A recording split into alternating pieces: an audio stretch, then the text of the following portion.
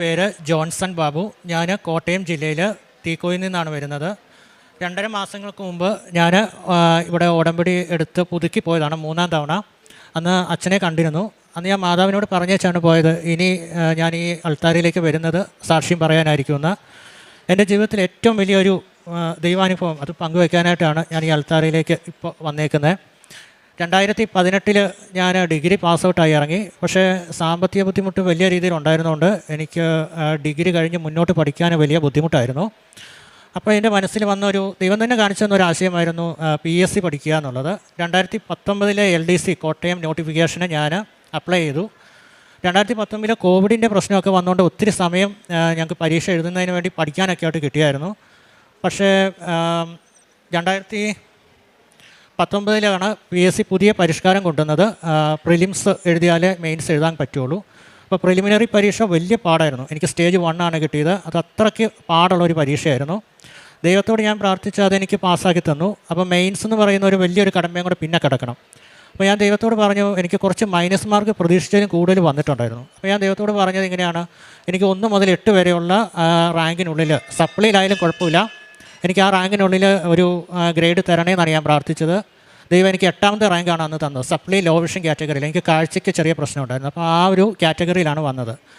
ജനുവരി മാസം ഈ കഴിഞ്ഞ 2024 ജനുവരി വരെ ഒരു പ്രതീക്ഷ ഉണ്ടായിരുന്നു ഇത് കിട്ടുമായിരിക്കുമെന്ന്.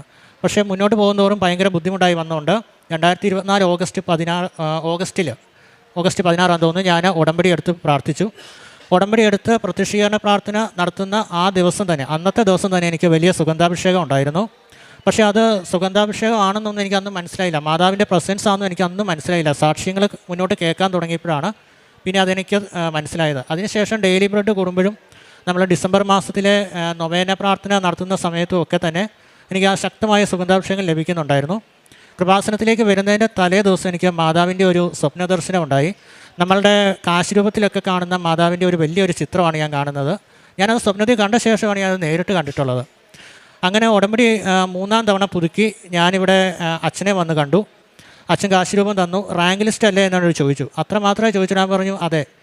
അങ്ങനെ 2.5 മാസത്തെ റാങ്ക് ലിസ്റ്റിൻ്റെ കാലാവധി തീരാനായിട്ട് ആ സമയത്ത് ഉണ്ടായിരുന്നുള്ളൂ. അച്ഛനെ കാണുന്ന സമയത്ത് ഈ 2.5 മാസത്തിനുള്ളിൽ ഏകദേശം 43ഓളം ഫ്രഷ് വേക്കൻസികൾ വരണമായിരുന്നു. അത് വലിയ ബുദ്ധിമുട്ടുള്ളൊരു കാര്യമായിരുന്നു. അത് PSC അങ്ങനെ റിപ്പോർട്ടായി വരണം, ഭയങ്കര താമസമാണ്. അപ്പോൾ 2.5 മാസത്തിനുള്ളിൽ തന്നെ എനിക്ക് സർവീസിലേക്ക് കയറാനുള്ളൊരു ചാൻസ് മാതാവ് ഒരുക്കി തന്നു. ജൂലൈ 28-ാം തീയതിയൊക്കെ ആവാറായപ്പോഴേക്കും അത്യാവശ്യം വേക്കൻസികളൊക്കെ അപ്ഡേറ്റ് ആയി. അതിനുശേഷം ജൂലൈ 28-ാം തീയതി വൈകിട്ട് 4:30 ആയപ്പോഴേക്കും PSCയുടെ ഒരു അഡ്വൈസ് ചാർട്ട് അവർ പബ്ലിഷ് ചെയ്തു. അതിൽ എൻ്റെ പേരുണ്ടായിരുന്നു. ലാൻഡ് റവന്യൂ ഡിപ്പാർട്ട്മെൻറ്റിലേക്ക് കോട്ടയം ജില്ലയിൽ നിന്ന് LD ക്ലർക്കായിട്ട് സർക്കാർ സർവീസിലേക്ക് കയറാനായിട്ട് മാതാവ് എന്നെ അനുഗ്രഹിച്ചു. ദൈവത്തോട് അത് വളരെ നല്ല രീതിയിൽ ദൈവം എന്നെ അത് അനുഗ്രഹിച്ച് വിട്ടതാണ്. അതിനുശേഷം ജൂലൈ 29-ാം തീയതി എനിക്ക് അഡ്വൈസ് ലെറ്റർ വന്നു. ആ അഡ്വൈസ് ലെറ്ററാണ് ഈ പേപ്പറാണ്. അഡ്വൈസ് ലെറ്റർ PSCയിൽ അഡ്വൈസ് ആകുന്നവർക്ക് ലഭിക്കുന്ന പേപ്പറാണ്. ഇനിയിപ്പോൾ ഒരു അപ്പോയിൻമെൻറ്റ് ലെറ്ററും കൂടെ വരാനുണ്ട്. അതൊരു 3 ആഴ്ചയ്ക്കുള്ളിൽ വരുമെന്ന് പ്രതീക്ഷിക്കുന്നു. അപ്പോൾ അത്രയും വലിയൊരു അനുഗ്രഹം ദൈവം എനിക്ക് തന്നു. എൻ്റെ അച്ഛനും അമ്മയും കൂലിപ്പണി എടുത്താണ് അവർ ജീവിക്കുന്നത്. വളരെ ബുദ്ധിമുട്ടുള്ളൊരു കുടുംബമാണ്. മുന്നോട്ട് എങ്ങനെ ജീവിക്കും എന്നുള്ള ഒരു വലിയൊരു പ്രതിസന്ധി ഘട്ടത്തിലാണ് മാതാവ് ഇത്രയും വലിയൊരു ജോലി ലാൻഡ് റവന്യൂ ഡിപ്പാർട്ട്മെൻറ്റിൽ ഗവൺമെൻറ് LD ക്ലർക്കായിട്ട് കയറുന്ന വലിയൊരു ജോലി എനിക്ക് നൽകി അനുഗ്രഹിച്ചത്. അതോടൊപ്പം തന്നെ ഇപ്പോൾ തന്നെ 40ഓളം വേക്കൻസികൾ ഇനിയും പോകാനുണ്ട്. തീരെ വേക്കൻസി ഇല്ലാത്തൊരു സമയത്താണ് ഞാനിവിടെ വരുന്നത്. കഴിഞ്ഞ ഓഗസ്റ്റിലാണ് ഞാൻ ഉടമ്പടി എടുക്കുന്നതും പ്രാർത്ഥിക്കുന്നതും. ഈ ഓഗസ്റ്റ് ആയപ്പോഴേക്കും എനിക്ക് ജോലിയിലേക്കുള്ള വലിയൊരു സാധ്യതയല്ല, ഒരു ഉറപ്പ് തന്നെ മാതാവ് എനിക്ക് തന്നു. അതുപോലെ തന്നെ എനിക്ക് പരീക്ഷയ്ക്കൊക്കെ ഞാൻ പോകുമ്പോൾ എൻ്റെ വീട്ടിൽ നിന്ന് അച്ഛനും മിക്കവാറും അച്ഛനായിരിക്കും കൂടെ വരിക. ഒരു പേടിയും ടെൻഷനൊക്കെ ഉണ്ടായിരുന്നു, കൃത്യസമയത്ത് എത്താൻ പറ്റുമോ അങ്ങനെയുള്ള കാര്യങ്ങളൊക്കെ ഉണ്ടായിരുന്നു. ഇപ്പോൾ ഞാൻ എക്സാം എഴുതുന്നിടത്തൊക്കെ തന്നെ പോകും, ഒരു പേടിയില്ല. അതുപോലെ തന്നെ ഞായറാഴ്ചകളിലെ കുർബാന അത് ചില ദിവസങ്ങളിൽ മാത്രം മുടക്കാറുണ്ടായിരുന്നു. ഈ എക്സാമൊക്കെ എഴുതാൻ പോയിട്ട് ചിലപ്പോൾ ദൂരെയൊക്കെ ആണെങ്കിൽ ചിലപ്പോൾ സൺഡേ പള്ളിയിൽ പോവുകയില്ലായിരുന്നു. പക്ഷേ ഇപ്പോൾ എല്ലാ സൺഡേയും പള്ളിയിൽ പോകുന്നുണ്ട്. അതുപോലെ തന്നെ നമ്മൾ കാരുണ്യ പ്രവൃത്തികളൊക്കെ ആയാലും ചെയ്യാൻ കഴിയുന്നതിൻ്റെ പരമാവധി നമ്മൾ ചെയ്തിട്ടുണ്ട്. രോഗികളൊക്കെ ആണെങ്കിലും തീരെ അവശരായ ഒരുപാട് ആളുകൾ നമ്മൾ കാണുന്നുണ്ട്. കാണാൻ ചെന്ന ഒത്തിരി ആൾക്കാരുടെ വീടുകളിൽ എൻ്റെ ഇടവകയിൽ തന്നെ ഉടമ്പടി എടുത്തിട്ടുള്ള ആൾക്കാരാണ്, കൃപാസനത്തിൽ വന്നിട്ടുള്ള ആൾക്കാരാണ്. അതുപോലെ പത്രപ്രേക്ഷിത പ്രവർത്തനം ആയാലും നമ്മൾ ചെയ്യുന്നത് എൻ്റെ ഇടവകപ്പള്ളിയിൽ എൻ്റെ ഇടവകയിൽ തന്നെയുള്ള വീടുകളിൽ അവിടെ ഞാൻ കൊണ്ട് കൊടുക്കുമ്പോൾ മാതാവിനെ പറ്റി പറയാറുണ്ട്. അവർക്കെല്ലാം തന്നെ ഉടമ്പടി ഉള്ള ആൾക്കാരായിരിക്കും കൂടുതൽ. പിന്നെ നമ്മുടെ അടുത്തുള്ള പള്ളികളിലും കൊണ്ട് കൊടുക്കാറുണ്ട്. അപ്പോൾ മാതാവ് വലിയൊരു അനുഗ്രഹമാണ് എനിക്ക് വേണ്ടി തന്നിട്ടുള്ളത്. അതുപോലെ തന്നെ ഒരുപാട് എന്നെപ്പോലെ തന്നെ ഗവൺമെൻറ് ടെസ്റ്റിന് വേണ്ടി കാത്തിരുന്ന, പരീക്ഷ എഴുതി ജോലിക്ക് വേണ്ടി കാത്തിരിക്കുന്ന ഒത്തിരി ആൾക്കാർക്ക് വേണ്ടി ഞാൻ പ്രാർത്ഥിക്കാറുണ്ട്. പ്രത്യേകിച്ച് നമ്മുടെ ഡെയിലി ബ്രെഡിലും ധ്യാനത്തിൻ്റെ ഇടയ്ക്കുമൊക്കെ കമൻറ്റ് സെക്ഷനിൽ യൂട്യൂബിൽ കാണാം ഗവൺമെൻറ് ജോലിക്ക് വേണ്ടി പ്രാർത്ഥിക്കുന്നത്. കാരണം അത്രമാത്രം കഷ്ടപ്പാട് അതിൻ്റെ പിന്നിലുണ്ട്. ഓരോ തവണയും നമ്മൾ പൊതുസമൂഹത്തിൻ്റെ മുന്നിൽ വലിയൊരു ചോദ്യചിഹ്നമായി നിന്നിട്ടുണ്ട്. കാരണം ജോലി ഒന്നും ആയില്ലേ എന്നുള്ളൊരു ചോദ്യം. അപ്പോൾ അതിന് മറുപടി കൊടുക്കുമ്പോൾ ചിലരൊക്കെ അതൊരു പരിഹാസ രൂപേണയായിരിക്കും കാണുക. ഒരു ജോലി കിട്ടുന്നിടം വരെ അതൊരു വലിയൊരു പരിഹാസ രൂപേണയായിരിക്കും അവരത് ചോദിക്കുക. എനിക്ക് വേണ്ടി പ്രാർത്ഥിച്ച ഒത്തിരി പേരുണ്ട്. അവരോട് എല്ലാവരും ഞാൻ നന്ദി പറയുകയാണ്. അതുപോലെ തന്നെ കൃപാസനത്തിൽ പരിശുദ്ധ അമ്മ മാതാവിനോടും ഈശോയോടും ഞാൻ നന്ദി പറയുന്നു.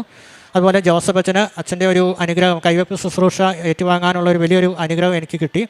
കൃപാസനത്തിൽ നമ്മൾ ഒരു തവണ ഈ കഴിഞ്ഞ ദിവസം നടത്തിയ പ്രാർത്ഥന, സെപ്റ്റംബറിലോ മറ്റോ നടത്തിയൊരു പ്രാർത്ഥന നമ്മളത് ഏറ്റുകഴിച്ചിരുന്നു. വണക്കമാസ പ്രാർത്ഥന ഏറ്റുകഴിച്ചിരുന്നു. ആ സമയത്തെല്ലാം വലിയ പ്രതീക്ഷയോടെയാണ് നമ്മൾ കാത്തിരുന്നത്. എനിക്ക് വേണ്ടി പ്രാർത്ഥിച്ച കൃപാസനത്തിലെ അച്ഛന്, ഇവിടുത്തെ സഹശുശ്രൂഷകൾ, വൈദികർ, സിസ്റ്റേഴ്സ്, ഇവിടുത്തെ കൗൺസിലർമാർ, അതുപോലെ തന്നെ എൻ്റെ നാട്ടിൽ ഒത്തിരി ആൾക്കാർ എനിക്ക് വേണ്ടി പ്രാർത്ഥിക്കുന്നുണ്ടായിരുന്നു ഒരു ജോലി കിട്ടി കാണാൻ വേണ്ടി. അവരോട് എല്ലാവരോടും ഞാൻ ഈ ആൾത്താരെ വെച്ച് നന്ദി പറയുന്നു. ഈ ആൾത്താരിൽ ഞാൻ എൻ്റെ സാക്ഷ്യം സമർപ്പിക്കുന്നു. വിശുദ്ധ പൗലോസ്ലീഹ എഫെസോസാർക്ക് എഴുതിയ ലേഖനം 6-ാം അധ്യായം 18-ാം തിരുവചനം: നിങ്ങൾ അപേക്ഷകളോടും യാചനകളോടും കൂടെ എല്ലാ സമയവും ആത്മാവിൽ പ്രാർത്ഥനാ നിരതരായിരിക്കുവിൻ. അവിശ്രാന്തം ഉണർന്നിരുന്ന് എല്ലാ വിശുദ്ധർക്കും വേണ്ടി പ്രാർത്ഥിക്കുവിൻ. ജോൺസൺ ബാബുവിൻ്റെ വളരെ സാഹസികമായ, വളരെ മനോഹരമായ ഒരു സാക്ഷ്യമാണ് നമ്മോട് പങ്കുവച്ചത്. ഒരു ജോലി സാധ്യതയില്ലാതിരുന്ന, വളരെയധികം സങ്കടപ്പെട്ടിരുന്ന സമയത്താണ് തൻ്റെ മാതാപിതാക്കളോടൊപ്പം ഇവിടെ വന്ന് ഉടമ്പടിയെടുത്ത് പ്രാർത്ഥിച്ചത്.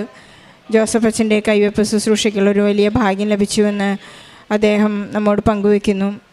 ജോസഫ് അച്ഛൻ്റെ കൈവെപ്പ് ശുശ്രൂഷ പ്രാപിച്ചവരെല്ലാം തന്നെ പരിശുദ്ധ അമ്മയുടെ ഒരു മാധ്യസ്ഥ അപേക്ഷ ജോസഫ് അച്ഛൻ നമുക്ക് വേണ്ടി കൂടി അർപ്പിക്കുന്നതാണ് ഈ കൃപാസനത്തിലെ വലിയൊരു പ്രത്യേകതയായി നാം കാണുന്നത്. വളരെ സങ്കടത്തോടുകൂടി വരുന്നവരെല്ലാം, ഉടമ്പടിയിൽ ജീവിക്കുന്നവരെല്ലാം അച്ഛൻ എപ്പോഴും അനുഗ്രഹിച്ച് പ്രാർത്ഥിച്ച് വിടാറുണ്ടെന്ന് നമുക്കറിയാം.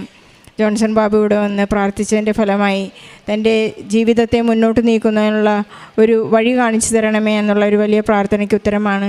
വളരെ ബുദ്ധിമുട്ടുള്ളൊരു PSC ടെസ്റ്റ് താൻ ആഗ്രഹിച്ചതുപോലെ ഉടമ്പടി എടുത്തു കഴിഞ്ഞപ്പോൾ അദ്ദേഹം പ്രാർത്ഥിച്ചു, എനിക്ക് റാങ്ക് ലിസ്റ്റിൽ എൻ്റെ പേരൊന്ന് കാണണം. അങ്ങനെ പരിശുദ്ധ അമ്മ 8ാമത്തെ റാങ്ക് ലിസ്റ്റിലേക്ക് അദ്ദേഹത്തെ ഉയർത്തി. അതിനുശേഷം അദ്ദേഹത്തിന് പരിശുദ്ധമ്മയുടെ ഒരുപാട് അനുഭവങ്ങളും സാമീപ്യവും സുഗന്ധാഭിഷേകവും എല്ലാം അദ്ദേഹത്തിന് പരിശുദ്ധമ്മയെ നേരിട്ട് ദർശിക്കുവാനുള്ള സൗഭാഗ്യമെല്ലാം ഉണ്ടായി. ഇതിൻ്റെ എല്ലാം അർത്ഥം പരിശുദ്ധ അമ്മ നമ്മോടുകൂടി സഞ്ചരിക്കുന്നു എന്നുള്ളതാണ്. പരിശുദ്ധ അമ്മ സഞ്ചാരി മാതാവാണ്. ഇന്ന് എല്ലാവരുടെയും സങ്കടങ്ങളിലേക്ക് ഇറങ്ങിച്ചെല്ലുന്ന ഒരമ്മയാണ്. നമുക്കും ആ ഒരു മാതൃക പരിശുദ്ധ അമ്മ കൈമാറിയിട്ടുണ്ട്. ഞാൻ എലീശാമ്മയെ ശുശ്രൂഷിക്കാൻ പോയ ആ 90 days 90 ദിവസം നിങ്ങളും ചെന്ന് മറ്റുള്ളവരെ കാണണം, കാരുണ്യപ്രവൃത്തികൾ ചെയ്യണമെന്ന് അമ്മ നമ്മോട് ആവശ്യപ്പെടുന്നുണ്ട്. അതാണ് ഈ ഉടമ്പടി ജീവിതത്തിൻ്റെ 90 ദിവസം എന്ന് പറയുന്നത്. നാം എപ്പോഴും പരിശുദ്ധ അമ്മയോടുകൂടി യാത്ര ചെയ്യുമ്പോൾ നമ്മുടെ എല്ലാ അസ്വസ്ഥതകളെയും പരിശുദ്ധ അമ്മ ഏറ്റെടുക്കുകയാണ്. ഈ മകനെ വലിയ ഒരു കോൺഫിഡൻസ് ലഭിച്ചു എന്ന് പറയുന്നു. അല്ലെങ്കിൽ ഒറ്റയ്ക്ക് യാത്ര ചെയ്യാനൊക്കെ ഉണ്ടായിരുന്ന ഒരു ഭയം മാറിക്കിട്ടി. ഒരുപാട് മക്കളാണ് ഈ ആൾത്താരയിൽ വന്ന് സാക്ഷ്യം പറയുന്നത്. എല്ലാത്തിനും ഭയമായിരുന്നു. എല്ലാ ക്വാളിഫിക്കേഷൻസും എല്ലാ മെറിറ്റും ഉണ്ടെങ്കിലും എന്തെങ്കിലുമൊക്കെ ഒരു കാര്യം ചെയ്യാൻ അവർക്ക് ഭയങ്കര പേടി. ആ പേടിയെല്ലാം മാറ്റി കിട്ടുന്നത് പരിശുദ്ധാത്മാവിൻ്റെ ഒരു വലിയ അനുഗ്രഹമാണ്.